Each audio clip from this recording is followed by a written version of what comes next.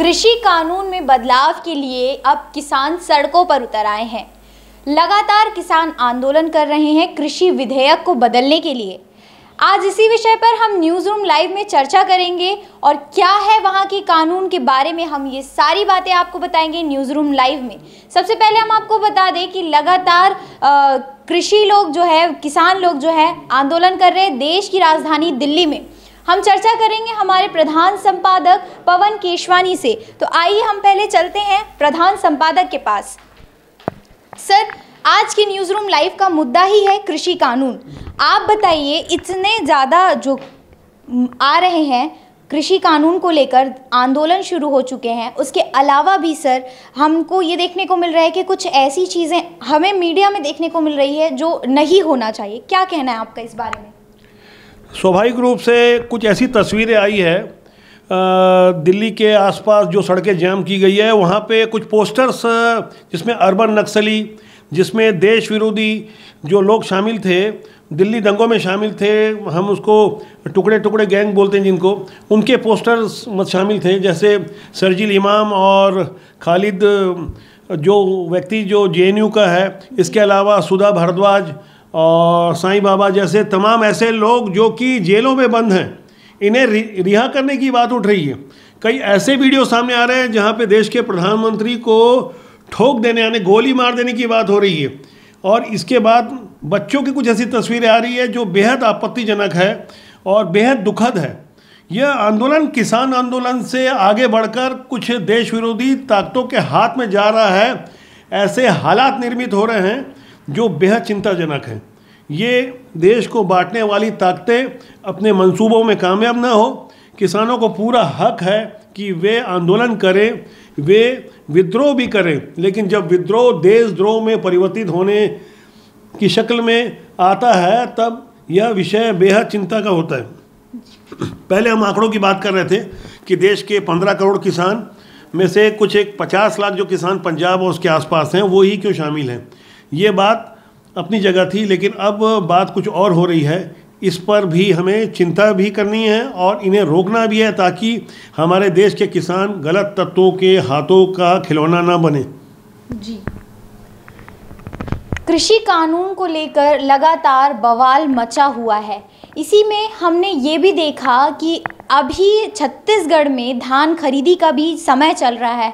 बहुत सारी जगह पे हमारे पास ऐसी खबरें आती हैं सर कि धान खरीदी जो है उसमें गड़बड़ हो रही है। बहुत सारी चीज़ें ऐसी भी हमारे पास आ रही हैं जहाँ पे बहुत अच्छे तरीके से धान खरीदी की खबर आ रही है। जैसे आज ही बारदाना राज्य सरकार ने मांगा था केंद्र से, तो वो नहीं मिला। उस वजह से अब राज्य सरकार जो है उसने खुद प्लास्टिक के बारदाने बनाए हैं। तो उस बारे में भी चल रही है। चीज़ें जो है अलग लेवल पे देखी जा रही है। एक तरफ आंदोलन है, एक तरफ छत्तीसगढ़ में धान खरीदी चल रही है। आपका क्या कहना है सर इस परिप्रेक्ष्य में?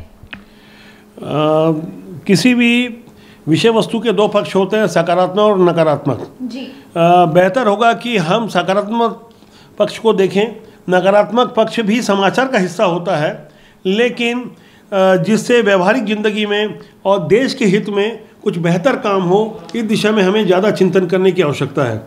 जब बारदाना उपलब्ध हो रहा है और किसान बेहतर तरीके से अपनी उपज का मूल्य ले पा रहे हैं, उनके चेहरे में खुशहाली आएगी तो निश्चित रूप से हमें भी खुशहाली मिलेगी और देश भी तरक्की करेगा। देश का अन्नदाता खुश होगा तो निश्चित रूप से देश में विकास और खुशहाली तो आएगी। जी, इसके अलावा सर अभी सोशल मीडिया पे एक वीडियो काफ़ी ज़्यादा वायरल हो रहा है जिसमें एक छोटा सा बच्चा है, बहुत ही अपशब्द हमारे प्रधानमंत्री को कहते हैं, हमने उसे सुना और वहाँ के आसपास के लोग भी हुडिंग कर रहे हैं, तालियां मार रहे हैं। आप उस वीडियो के बारे में क्या कहना चाहेंगे? सोशल मीडिया का ये बहुत ही भयावह और विकृत रूप है।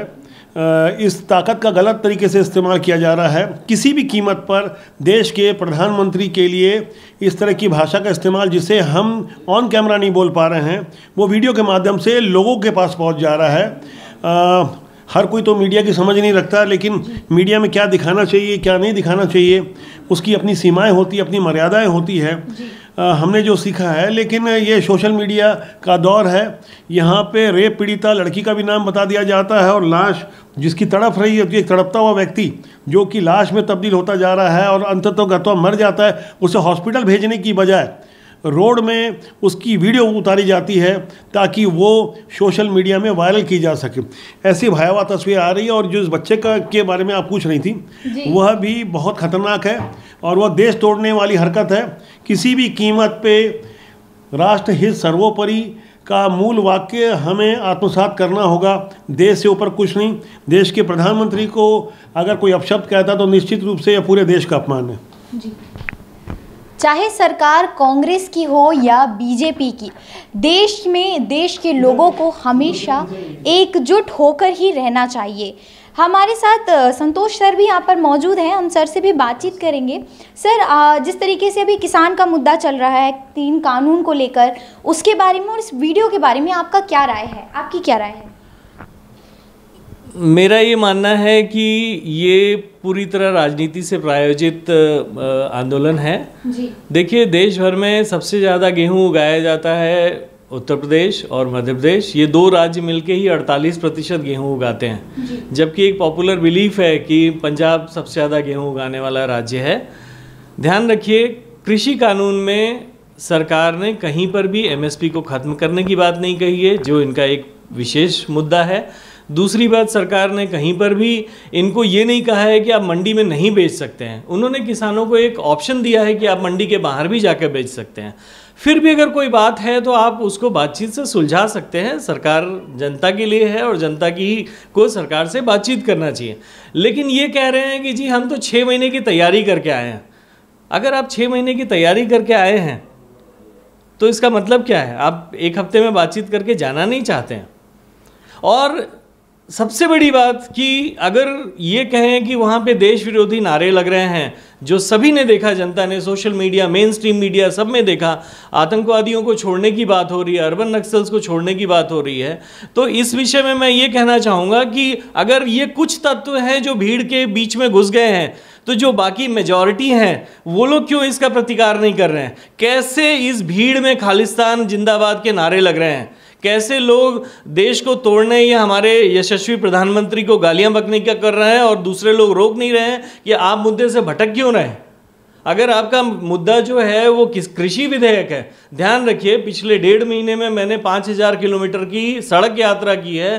गोरखपुर से लेकर मैं नेल्लोर और तिरुपति तक सड़क से गया हूँ और मैं आपको बताता हूँ कि देश का किसान जो असल में किसान है वो खेतों में अपने गेहूं की रोपाई में व्यस्त है या अपने खेत को तैयार करने में व्यस्त है, या जैसे छत्तीसगढ़ में आप देख रहे हैं धान की फसल को वो मंडी में ले जाकर बेचने के में व्यस्त है। किसान, जो असली किसान, बिचौलिए जिनका सबसे बड़ा नुकसान हुआ है इस कृषि विधेयक के आने से, जिनकी जो एक मोनोपोली थी, एपीएमसी जो मंडियां हैं उनकी मोनोपोली जो खत्म हो रही है, ऑब्वियसली वो लोग इसका प्रतिकार कर रहे हैं। लेकिन ध्यान रखिए, आम किसान, मुझे ऐसा लगता है कि आम जनता और आम किसान, भारत की जनता बहुत समझदार है, वो देख रही है कि किसका क्या मोटिव है। और कृपया मैं इस आंदोलन के मुखिया लोगों से कहूँगा कि कृपया इसे ऐसा ना करें कि लोग ये किसान वर्सेस शहरी लोगों के बीच की बात हो जाए, ये सिख वर्सेस नॉन सिख की बात हो जाए। भारत में हमारी सबसे बड़ी ताकत हमारी एकता है। सिख हमारे सबसे करीबी भाई हैं, हमारे अपना हिस्सा हैं। आप अपने आप को अलग ना समझें। ये सरकार आपसे बात करेगी या नहीं करेगी, जनता आपके साथ है, पर आप सही मुद्दे पे रहें। धन्यवाद। अनेकता में एकता ही हमारे देश की पहचान है। जैसा कि हमने बताया कि कृषि कानून को लेकर पूरे देश में लगातार आंदोलन चल रहे हैं और इस वजह से पूरे 1 दिन का हड़ताल भी रखा गया था। हमारे राज्य छत्तीसगढ़ में भी इसे समर्थन दिया गया था और 3 बजे तक पूरी दुकानें बंद रही थी। हड़ताल कुछ समय तक के लिए सक्सेसफुल भी साबित हुआ। हमारे साथ हमारे न्यूज़ रूम से हमारे वरिष्ठ पत्रकार तिलक देवांगन हमारे साथ हैं। हम इनसे बात करेंगे कृषि कानून के बारे में। आप बताइए, आपके क्या विचार है? क्या किसानों को इस तरह आंदोलन करना चाहिए? आंदोलन से आखिर क्या मिलेगा? क्या उनकी मांगे पूरी हो पाएंगी या फिर ये अपना टाइम वेस्ट ही, उनका टाइम वेस्ट, एनर्जी वेस्ट और पैसा वेस्ट ही हम कहेंगे? देखिए, भारत देश में हर एक किसी को अपनी पक्ष रखने और आंदोलन करने का अधिकार है। ये तो अधिकार हम रोक नहीं सकते, क्योंकि उनकी ये मांग है और सरकार के ऊपर जो बात है केवल अटकी हुई 15 दिनों से।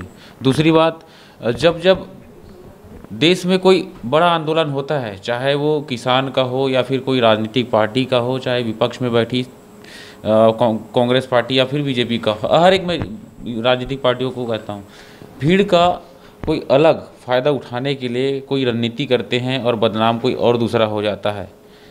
हाथ दूसरे का होता है, हाथ गंदा तो तीसरे का हो जाता है। ये मैं पीछे की बात कहना चाहूँगा।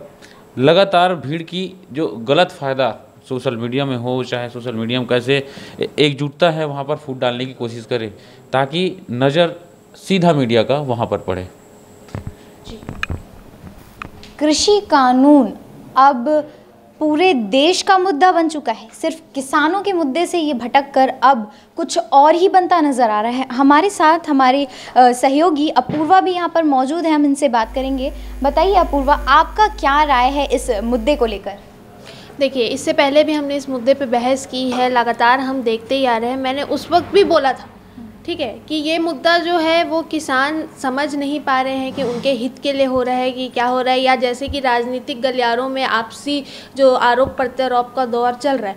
तो मेरा कहना ये है कि इन सब को हटा के ये कोई क्यों नहीं सोच रहा कि किसान जो है वो अन्नदाता है, ठीक है। तो वो अगर अपनी कोई बात अगर वो रख रहे हैं तो वो गवर्नमेंट की रिस्पॉन्सिबिलिटी है कि वो उसको सुने, उनको बैठा के अगर वो किसी चीज़ों को नहीं समझ पा रहे हैं तो उन चीज़ों को वो समझाए, ठीक है। तो अगर ऐसा होगा तो आंदोलन करने की बात ही नहीं होती। और अगर किसान को अगर ऐसा लग रहा है कि उनके लिए जो कानून बनाए गए हैं उनमें उनको कहीं फ़ायदा नहीं हो रहा है, उनका लॉस ही है, तो ऑब्वियस सी बात है वो आवाज़ उठाएंगे ही। लेकिन वो गवर्नमेंट की जिम्मेदारी है ना कि वो उन्होंने जो प्लान्स लाए हैं या जो कानून लाए हैं उनसे उनको क्या प्रॉफिट होगा वो उसको बताए। और जिस तरीके से अभी ये अलग अलग मोड़ लेते जा रहा है, पहले किसान आंदोलन हुआ, कृषि कानून को लेके हुआ, उसके बाद ये फिर राजनीतिक में आपसी फूट में हो गया, आरोप प्रत्यारोप का दौर चालू हो गया, और अब ये आतंकवादी तक पहुंच गया। तो इससे चीज़ से आप समझिए, यहाँ किसानों को कोई नहीं देख रहा, किसानों का प्रॉफिट या किसानों का हित कोई नहीं देख रहा। सबको बस अपना देखना है। दो पार्टियों आरोप प्रत्यारोप का दौर कि हमारी पार्टी अच्छी, फलाना ये किया, ठिकाना किया, तो ये सब छोड़ के अगर किसानों के बारे में सोचे तो ज़्यादा बेटर है जी। तो किसानों के बारे में सोचना और किसान अपने हित के लिए अगर आवाज़ उठाए हैं तो उनकी आवाज़ सरकार तक जानी चाहिए और सरकार को एक बार फिर से इस कानून के बारे में सोचना चाहिए। हालांकि किसानों को भी इसमें असामाजिक तत्वों को इन्वॉल्व नहीं होने देना चाहिए। अब ये बड़ा सवाल है कि आगे क्या होगा, सरकार इस पर किस तरह के एक्शंस लेती है। कैमरामैन दिनेश राव के साथ काजल साहू, द न्यूज़, रायपुर।